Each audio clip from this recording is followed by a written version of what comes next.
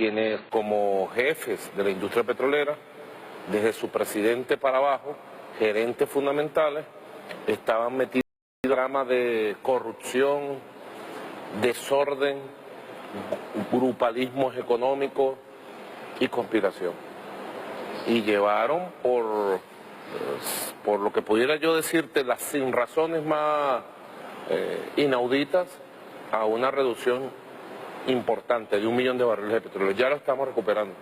Afortunadamente, yo pienso que en el primer semestre de este año nosotros habremos recuperado el 70% de la producción que mermó producto de estas causas que yo te estoy enumerando.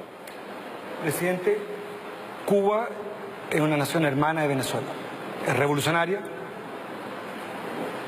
tiene conflictos con Estados Unidos, por decirlo elegantemente, y ambos gobiernos son cuestionados en su aspecto democrático. Pero allá no hay hiperinflación.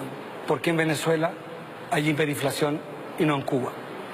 Bueno, realmente en Venezuela tiene una economía que durante 100 años dependió del petróleo, de la renta petrolera. Y siempre, sobre todo después de la década de los 70, tuvo un nivel de inflación superior a la media de América Latina y el Caribe. Una economía, bueno, con un modelo de importaciones muy dependientes y además con un peso muy grande de la burguesía comercial. Un peso muy grande que siempre realizó sus ganancias, su plusvalía, a partir de la ventaja sobre el dólar petrolero y a partir también de la especulación de los precios. Digamos que esa es la base. Con la caída de los precios petroleros prácticamente de manera trágica durante los años 2015, 16, 17, bueno, se instaló un modelo de guerra económica en el país, único país del mundo que tiene un modelo de establecimiento del precio de su moneda que depende de un marcador totalmente ilegal, totalmente inverosímil, que en Venezuela lo conocen como el Dollar Today, y que fue instalando como mecanismo de guerra económica una inflación inducida que ha llegado a niveles terribles. Si no fuera, Marco Enrique, por los niveles de empleo que hay en Venezuela, por la protección de empleo, Venezuela cerró 2017 con 6 puntos de desempleo. Tenemos 94% de empleo, del cual 60% es empleo formal protegido. Si no fuera por el cuidado especial que hemos tenido en los aumentos salariales periódicos, en los aumentos de los distintos ingresos de los trabajadores, muy importantes ingresos, si no fuera por los sistemas de protección de la familia a través de las misiones y grandes misiones, verdaderamente la inflación inducida brutal que se le ha instalado a Venezuela hubiera tenido estragos graves en la vida social de la población. Presidente, deduzco entonces que en Cuba no hay guerra económica. Claro que sí, las expresiones quizás son otras, ¿no? En todo caso es muy difícil para mí opinar sobre un país hermano como Cuba.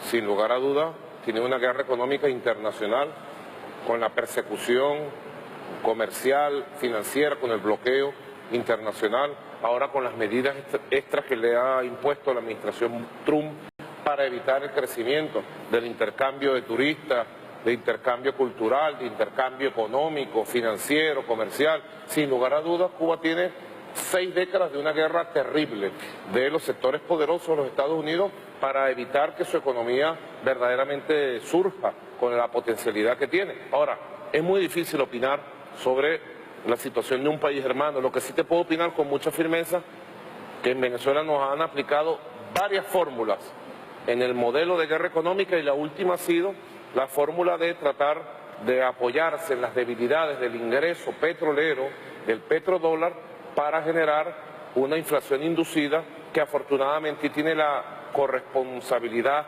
de sectores privados que han apostado al caos en el país. Presidente, todos los jefes de Estado hacen autocríticas.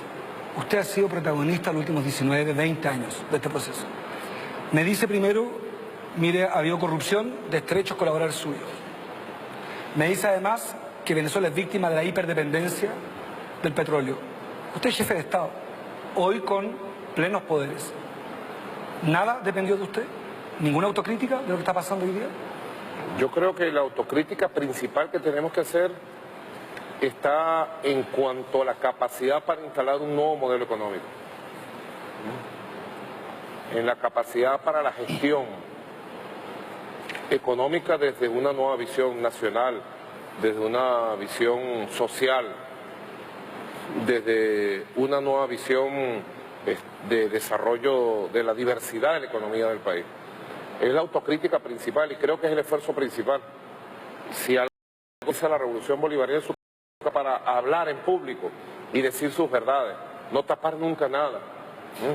Si algo caracteriza a la revolución bolivariana es su capacidad autocrítica, pero también propositiva, no quedarse solamente en la autocrítica, como una especie de autoflagelo, de autodestrucción. Quizás la autocrítica más poderosa es esa. Ahora, en segundo lugar, también pudiéramos decir el tema de la corrupción. Un país donde se instaló una riqueza inmensa, inmensa, en 100 años, se instaló también una cultura pudiéramos decir, el contrato de la coima que llaman en el mundo, ¿no? Una cultura de la corrupción. Y lamentablemente eso tocó al más alto nivel de funcionarios de la principal industria petrolera.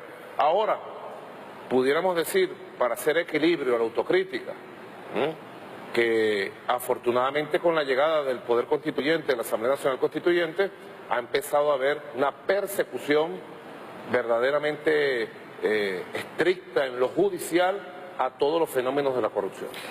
Presidente, usted se le conoce como el presidente obrero, el presidente de los humildes. Así me dicen.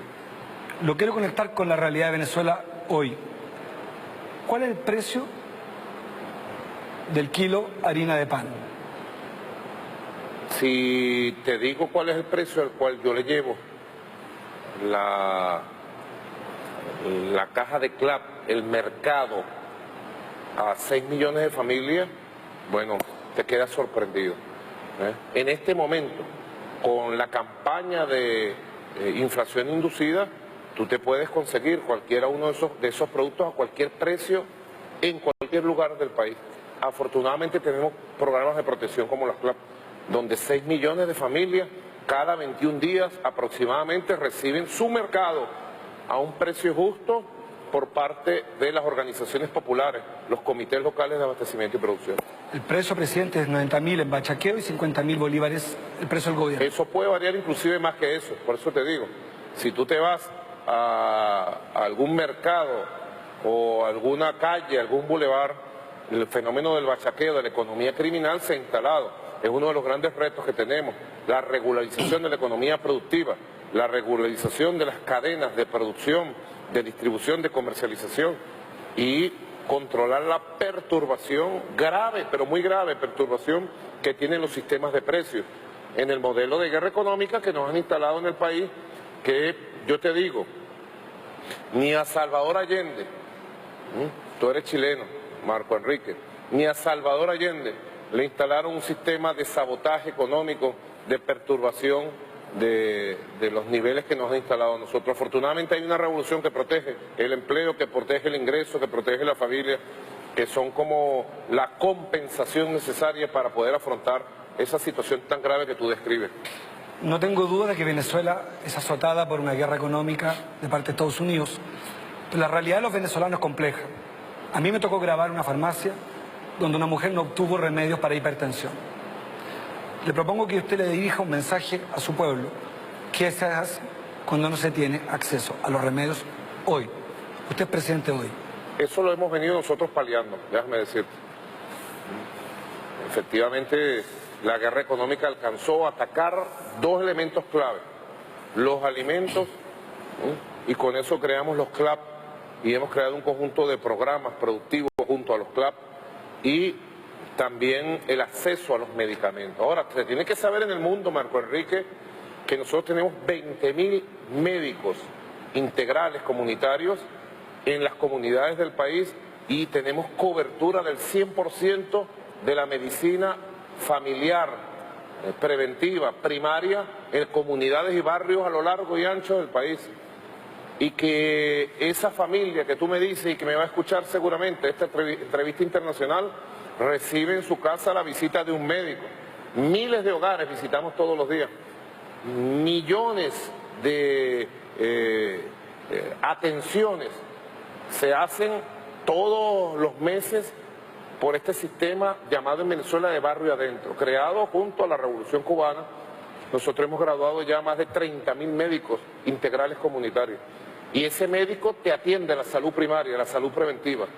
Y ese médico, ahora con más fuerza, con un sistema llamado 800 Salud, te suministra el medicamento que necesitas para tus atenciones.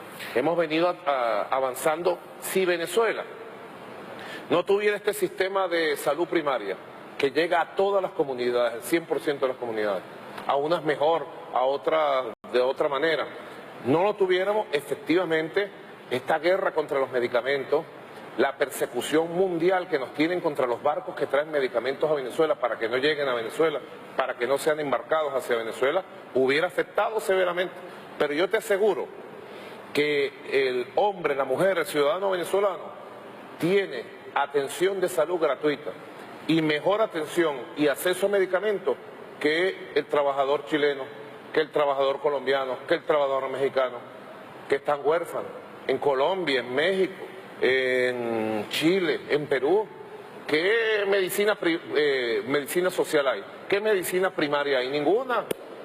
Pero eso no se dice. Solo se hace la campaña mundial de que en Venezuela hay dificultades para conseguir algunas medicinas y bueno, se posicionan esas campañas mundiales, pero no se dice que tenemos un portentoso sistema de salud primaria que tiene cobertura universal y gratuita para todo el pueblo. La información de que mueren los venezolanos por falta de remedios es mentira, es un invento de la derecha. Yo creo que es una exageración, sin lugar a dudas. Son decenas de miles de vidas que se salvan mensualmente por el sistema de salud primaria, de salud básica, de atención directa. Un sistema como el nuestro no existe en ninguno de estos países que te estoy nombrando ahora, pero no están el New York Times ni CNN sacando reportajes de la gravísima situación de salud y del no acceso a médicos y a medicina de los campesinos, de los trabajadores, del obrero, del ama de casa, de Colombia, de Chile, de México, de Argentina, de Brasil. No lo hacen, solamente se enfocan sobre Venezuela. ¿No? Claro que tenemos problemas en el campo de la salud, pero son más los y más las potencialidades, ¿no? Más las potencialidades de instalar un sistema de salud ejemplar, de carácter público, gratuito, universal, que se le niega. Si tú vas a los Estados Unidos, pues te voy a poner un ejemplo. En los Estados Unidos, el que no tiene dinero no tiene acceso ni a la atención médica, ni a las medicinas. Ahora eso no lo dice nadie. Y la Venezuela, que tiene el médico de familia directamente en el hogar, en la comunidad, tiene el medicamento gratis, los medicamentos más complejos, innecesarios y complicados en las ciencias médicas, tienen la atención gratis de los más altos estándares a nivel tecnológico, clínico. La Venezuela que tiene eso, bueno, es sometida a una campaña brutal a partir del sabotaje que nos han hecho del suministro de medicamentos. Pero las colas, las farmacias, no son un invento de la prensa. Yo creo que tienes que pasear un poquito más por las ciudades de Venezuela. Presidente, para ir cerrando el primer bloque, una última pregunta. ¿Qué consejo le pediría el presidente Chávez hoy, si estuviera vivo usted, en materia económica? Yo creo que los retos los tenemos en nosotros. Nosotros tenemos un legado en torno a la construcción de un modelo económico, bueno, que ha sufrido un golpe certero, doble golpe, pudiéramos decir. El golpe de la guerra criminal, del bloqueo, de la persecución financiera estadounidense, que no empezó con el gobierno de Trump. Ya con el gobierno de Obama nos estaban persiguiendo todas las posibilidades de financiamiento externo, todas las posibilidades de acceso a financiamiento para el desarrollo industrial, para el desarrollo tecnológico. Ahora es expreso, ahora es público, ahora nos cierran las cuentas a nivel internacional donde estamos. No tenemos posibilidad de colocar bonos para dinero fresco, no tenemos posibilidad de refinanciamiento de los compromisos de deuda externa que tiene el país, ¿no? Todo eso ya no solamente es público, sino que ha afectado efectivamente la posibilidad de acceso al financiamiento para el desarrollo. Pero además de la guerra económica externa, la guerra económica interna, Venezuela ha tenido que soportar 3 años de los precios más bajos en el periodo más largo del producto que durante 100 años nos sostuvo el petróleo. Yo he dicho que nosotros hemos entrado obligados y por adelantado a la era postpetrolera de la economía venezolana. Uno pudiera darle gracias a las dificultades, pudiera ser osado y darle gracias a las dificultades, porque nos ha colocado sobre el reto de construir una economía diversificada, con nuevas fuentes de riqueza. Hoy Venezuela tiene 15 motores ya activados, que en el transcurso de los próximos años van a ser el soporte de una economía verdaderamente diversificada. Y no es una economía puesta al servicio del capital, como un poco lo miden los países capitalistas neoliberales, que tuvo crecimiento de 4%, de 5%, de 6%. ¿Y qué crece? ¿No? Crece la pobreza, Se me acaba el tiempo. crece la desigualdad, crece la economía real.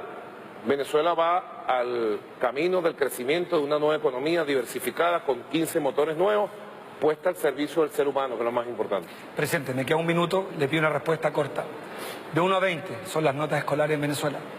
Usted ha cumplido de 1 a 20 el mandato del presidente Chávez. ¿Cuánto? Es muy difícil autocalificarme.